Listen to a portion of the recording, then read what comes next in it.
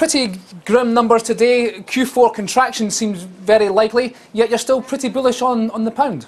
Well, yes, we're certainly very bullish on the pound. I think the point we would do is we put this into perspective, because certainly what we're seeing is a give back from some of the very strong numbers that we saw in Q3. Remember, we had a 4% increase on an annualized basis in GDP growth in Q3, so there may be some give back of that in Q4. I think what really we need to focus on now is what's going to happen next year, growth in 2013. And it's here where we see the UK really turning the corner and outpacing the Eurozone.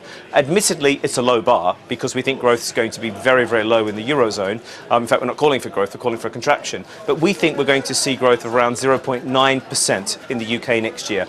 And ultimately, that's going to be fairly supportive for sterling. What sort of targets, what sort of levels are we looking at here?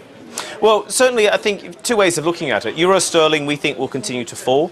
We're targeting a level of around 0.76, so we're currently about 0.81. It's a nice 6% rise or so.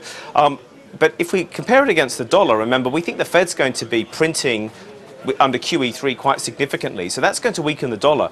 We think cable is going to rise quite sharply. Certainly we have no worries about it going to 170. Could even peak at around 180 in the second half of next year if the dollar continues to weaken. Hold on a sec, Steve. 180 on cable. The Bank of England rates are zero. They're going to print more money. UK has large current account, large budget deficits, economy dipping in and out of recession, and you think the currency is going to rise more than 10%? Well, absolutely.